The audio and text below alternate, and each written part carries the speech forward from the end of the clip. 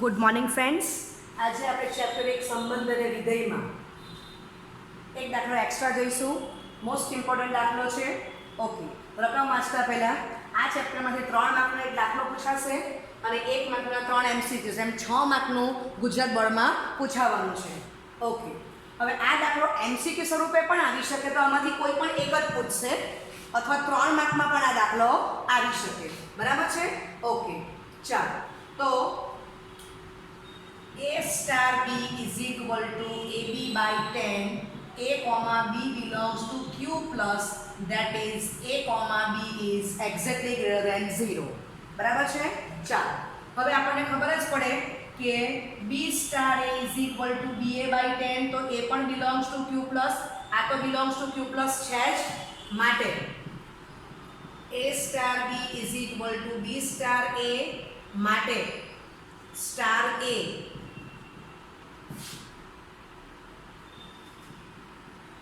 સમક્રમી છે, માટે A star E is equal to E star A is equal to A.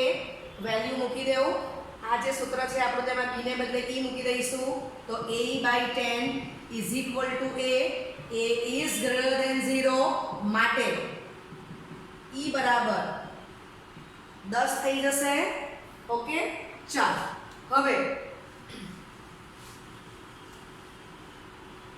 E બરાબર 10 આવી ગયા.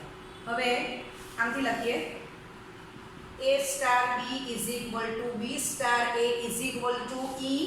AB ની વેલ્યુ મૂકી દીધી, A સ્ટાર B ની value AB by 10 is equal to E ની વેલ્યુ કેટલી આવી ગઈ, તો કે 10.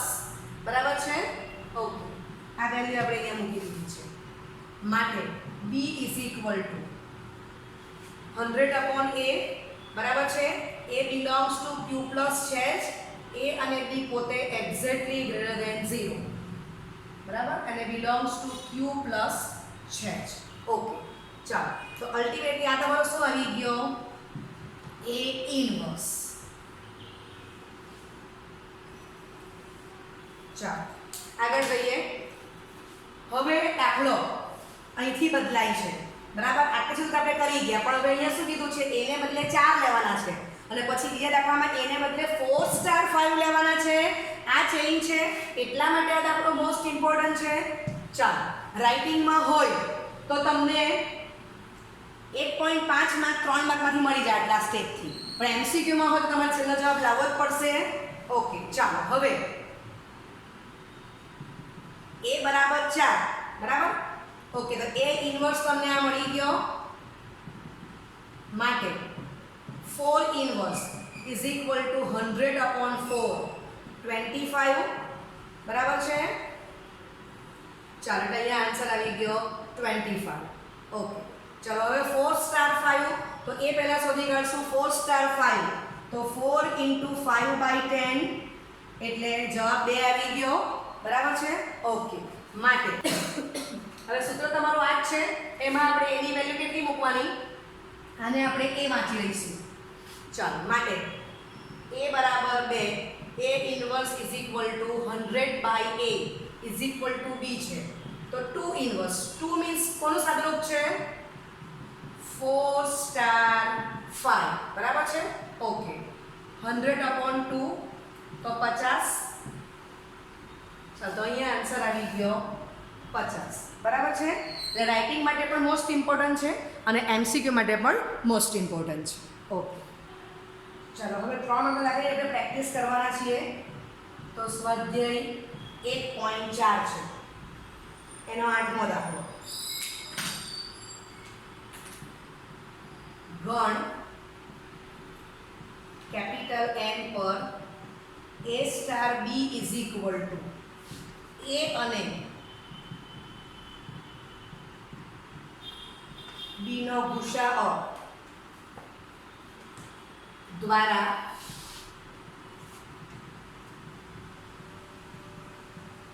વ્યાખ્યાયિત દ્વિક્રિયા સ્ટાર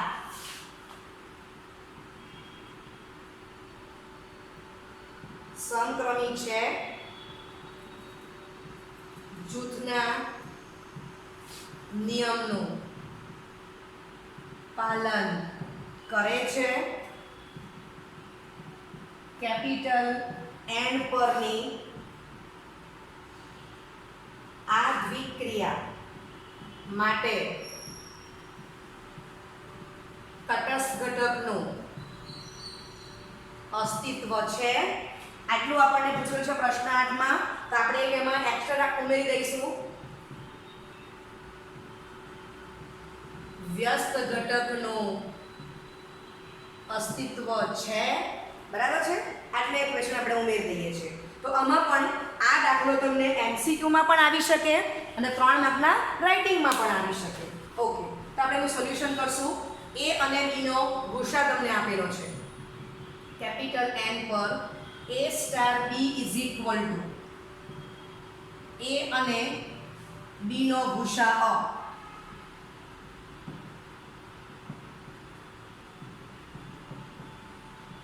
બરાબર છે.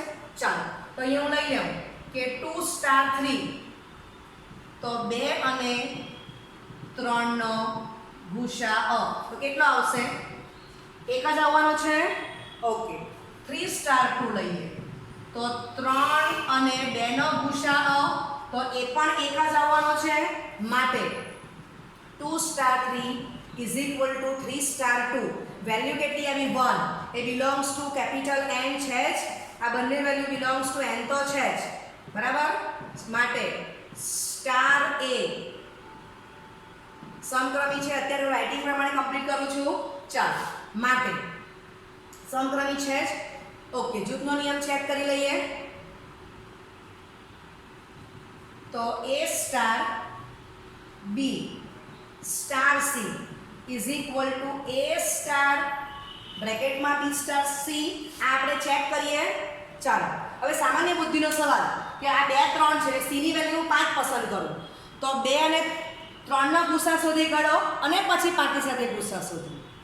અને આ બાજુ પહેલા 3 ને 5 નો શોધો ને પછી તમે 2 સાથે ગુસા લો. તે સરખું જ આવવાનું છે. અહીંથી ખબર જ પડ્યા કરે છે. છતાં રાઇટિંગ છે એટલે આપણે બતાવીશું. ઓકે, ચાલો, તો આજે LHS લઈએ એની માટે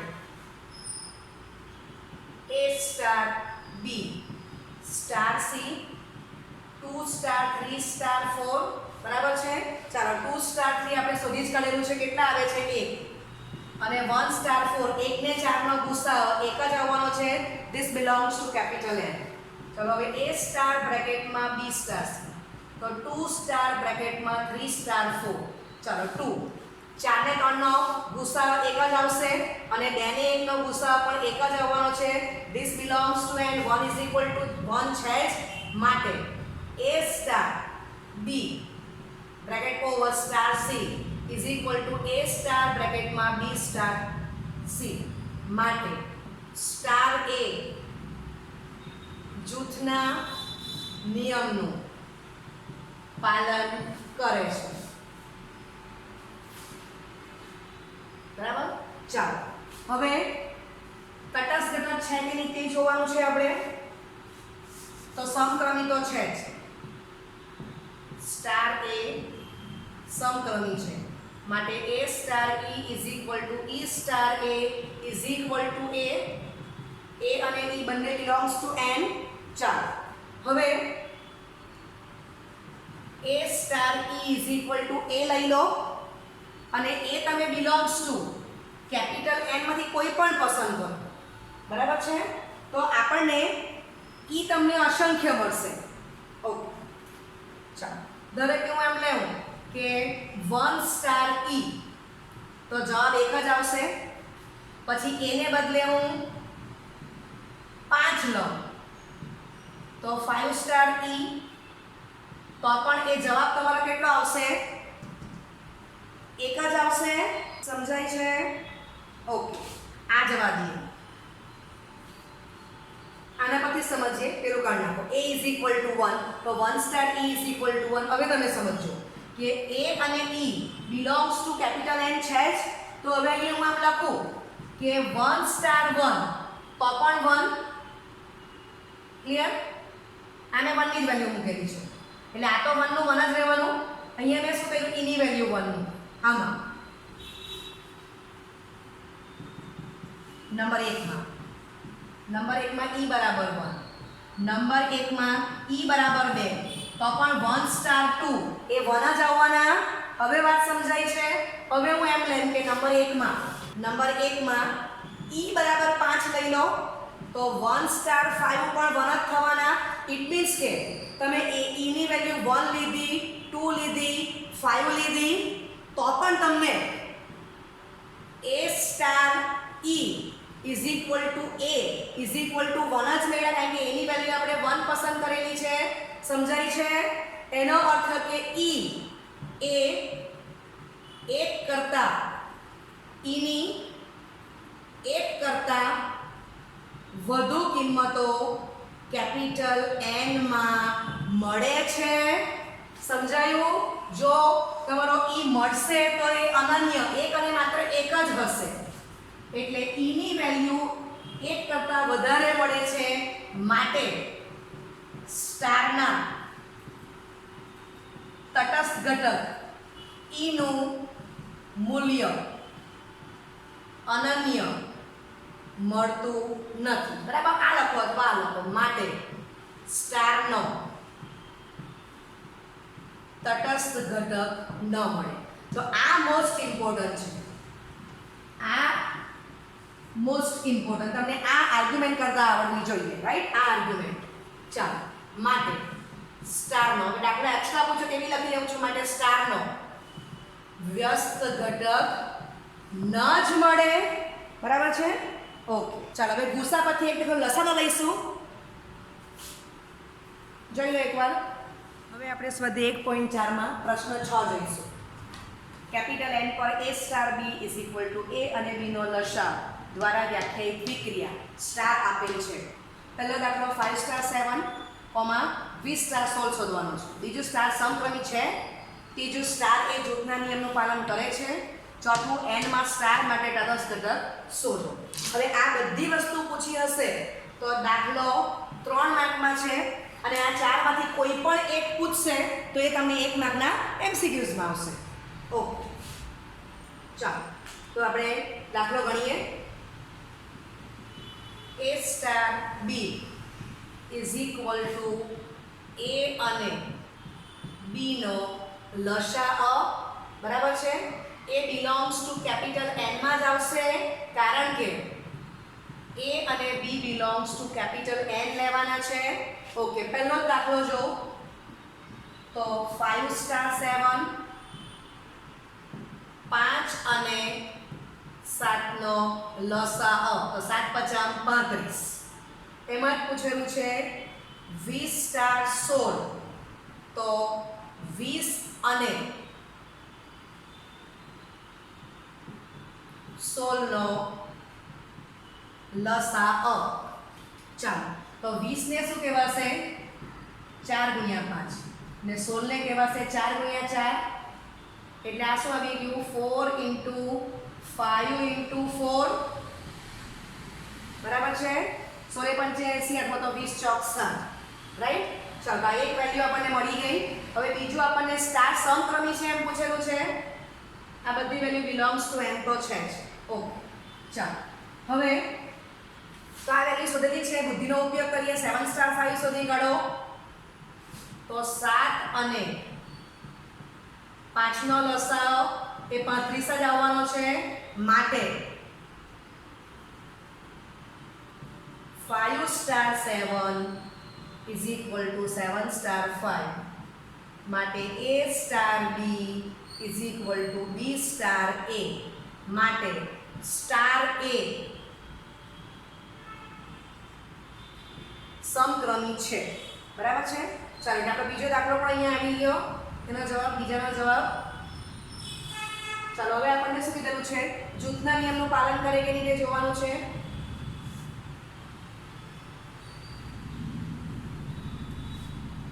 તો a star b star c, આનો જ ઉપયોગ કરો. તો આપણે 5 સ્ટાર 7 લઈ લઈએ છીએ અને આની વેલ્યુ હું c ની 2 પસંદ કરું છું.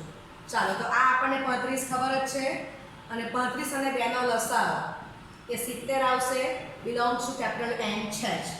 હવે a સ્ટાર બ્રેકેટમાં B સ્ટાર C, તો 5 સ્ટાર બ્રેકેટમાં 7 સ્ટાર 2, તો 5 સ્ટાર આ 7 નું 14 થશે, 7 ને લસા અને પછી 5 ને 14 નો લસા, તો એ પણ 70 જ આવવાનો છે. Belongs to capital N. 70 is equal to 70 છે જ, બરાબર. એટલે 5 star 7 star 2 is equal to 5 star બ્રેકેટમાં 7 સ્ટાર 2, બરાબર. Okay, is equal to 70 belongs to N છે જ, માટે general A star B bracket over star C is equal to A star બ્રેકેટમાં B સ્ટાર C, માટે સ્ટાર A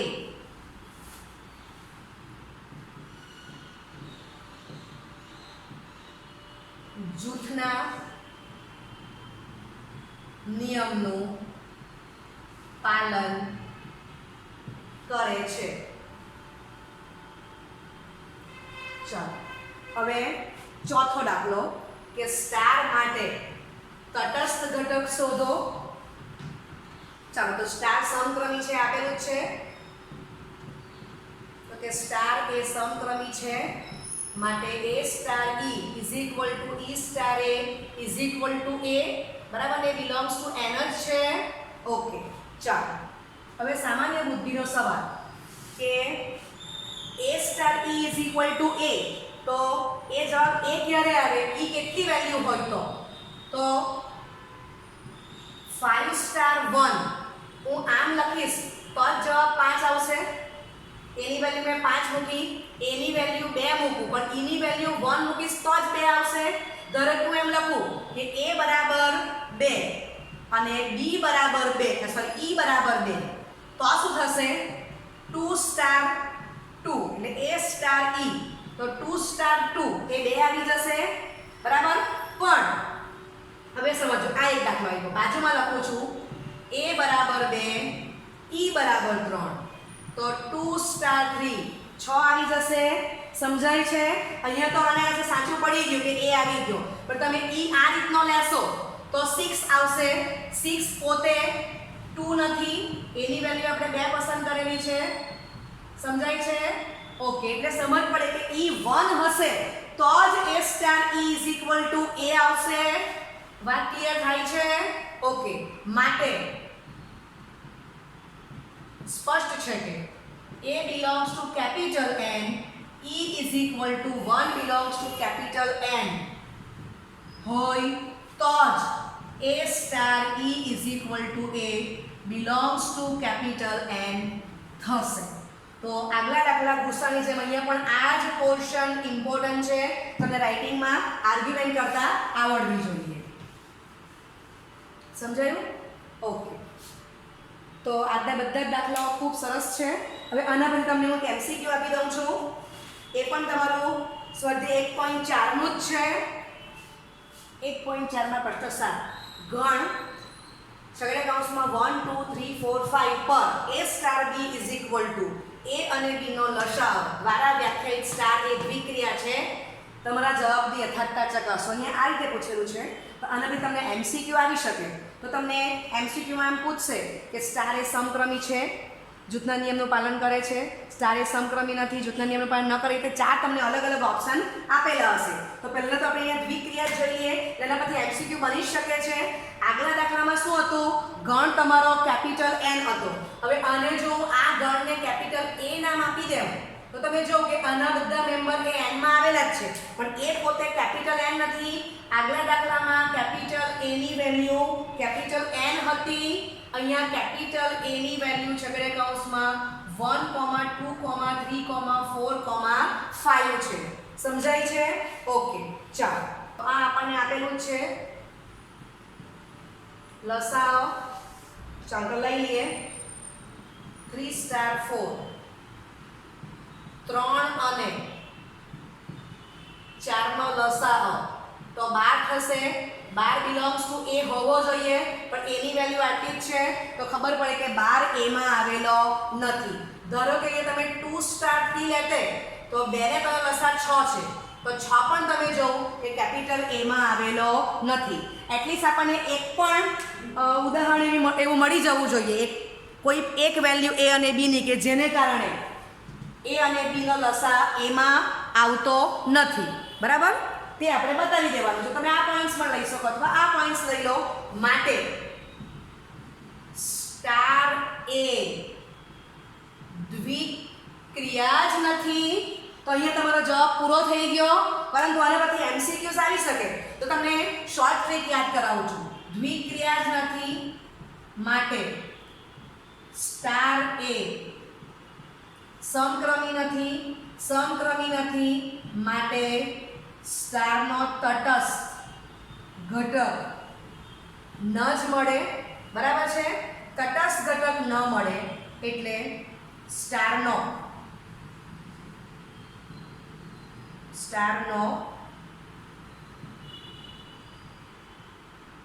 વ્યસ્ત ઘટક ન જ મળે. અને બીજું આના ઉપરથી કે સ્ટાર એ સમક્રમી નથી માટે સ્ટાર એ